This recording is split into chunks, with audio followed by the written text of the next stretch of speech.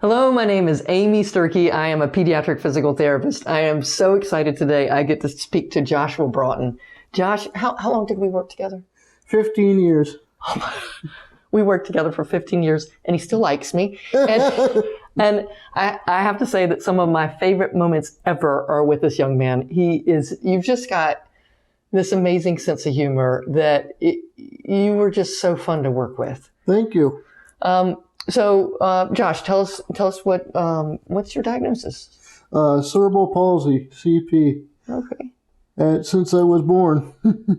And how old are you now? 28. And how long has it been since we worked together?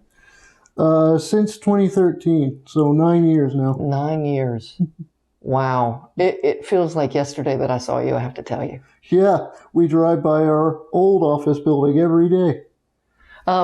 So I think what it would help people is for us to think about your birth history. Do you know the details around your birth? I was born October 16th, 1993 in Middlebury, Vermont. If what you mean by birth history, I remember I've been told I was born in a Vermont hospital, but then had to be rushed to Burlington. And were you born early? Yes, 2 months early. 2 months early, yikes. And what were the problems around your birth? Bleeding brain. I'm sure there's more medical prognosis than that. Had a brain hemorrhage. Hemorrhage. That's about all I can put together. I didn't know at the time I'd be suffering leg problems, of course. Right. And I spent several months in an incubator. Okay. And do you know what some of your early milestones are? Early milestone. Well, using a walker at 5 years old, starting to walk with and without crutches at 7 years old. Okay. And ever since then, being able to climb the stairs and act as I got older and move around and make sure, just not let it bother me as much as it possibly can. And so tell me about what you're doing now. You work now? Yeah. I work at my father's company, Sports Business Journal, looking up data and entering it into a fact book. Now, it requires a lot of sitting during the day, but I try to keep mobile and get up twice every hour. I keep myself loose as much as possible. And you went to college too, didn't you? Yep, CPCC. Yeah. Did you get a degree in something? Associated Arts, they officially called it. It was acting. I did a lot of acting classes. I had a lot of fun there. Some of the best 4 years of my life. So you do acting. What kind of work do you do? Acting right now. I'm in musicals. I'm in a show every year at the Levine Jewish Community Center. I'm also into audio engineering and have been working at Myers Park United Methodist Church. And I'm working on getting a job now at Matthews Playhouse in that field as well. Oh, that's so awesome. You were always great at music. I mean, you knew every line of every musical that we would play it in the room, and you knew everything. Yeah, I remember that. Tell me your early birth history. You said you were born early. Do you remember, did you have other surgeries? Like before? Yeah, right after you were born. Not that I recall.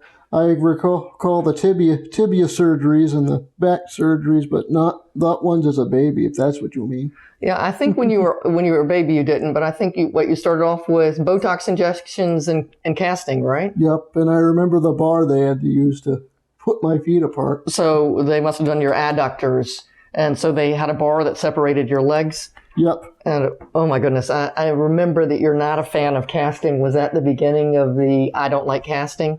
Yeah, although I will say the last one was bearable because we were basically, doctor and I were able to make a deal that the cast would only cut up at the knee, so that was the most bearable. So it sounds like there were more casts. So At 5-year-old, you had some other surgeries?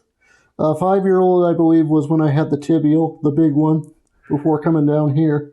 I think that was when you had the hamstrings and the adductors and the heel cords, and you had a cast from the waist down then, is what they're saying? Yeah. Holy moly. So there went the cast. You're loving life again.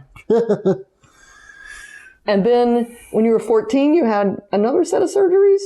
Yep. Hip rotation and tibial.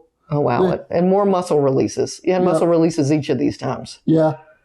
Oh, At least okay. that's what I've been told. Okay. And so those were all before I saw you. Well, the tibial rotations were while you were with me. Yep. And then your back got pretty rounded, so they had to have surgery for that too, right? Yep. 3 times.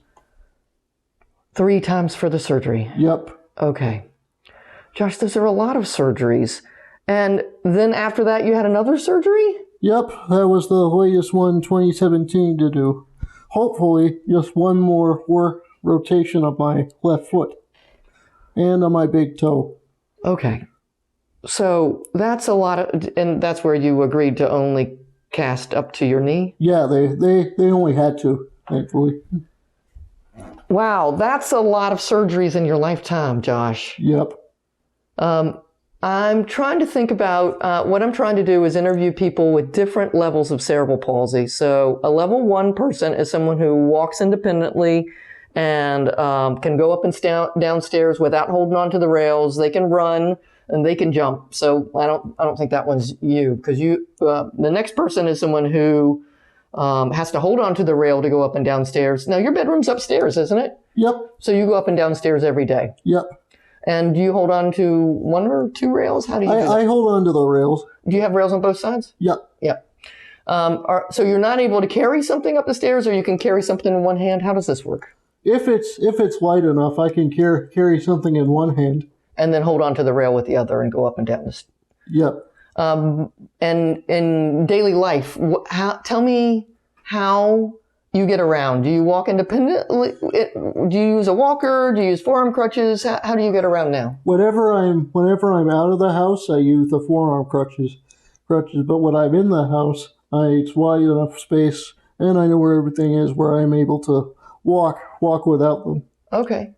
So a level 2 person can go up and down stairs, holding onto the rail. So that's similar to you.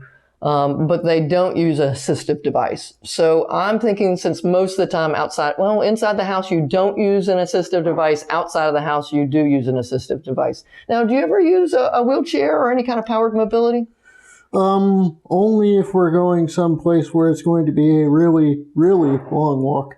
Uh-huh. Like, take Disney World, for example. We've been to a couple of trips with those just to navigate big crowds. And do you use a wheelchair, or do you use a power wheelchair? Or one of those cart things? What do you use? It's just a regular wheelchair. Okay. I don't think any of them have been powered like that. So you're somewhere between a level 2 and a level 3, I would say. Yeah. Since you walk with support most of the time, I would say it's probably more of a level 3. So how old were you when you first started walking with a walker? 5 years old. And what about with forearm crutches? 7, I believe it was. Yeah.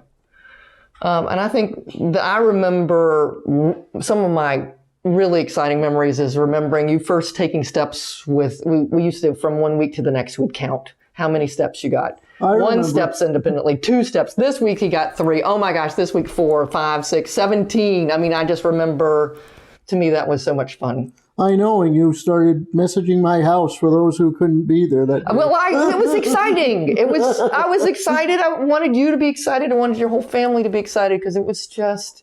Oh, nothing against that. I just remember that the most. Well,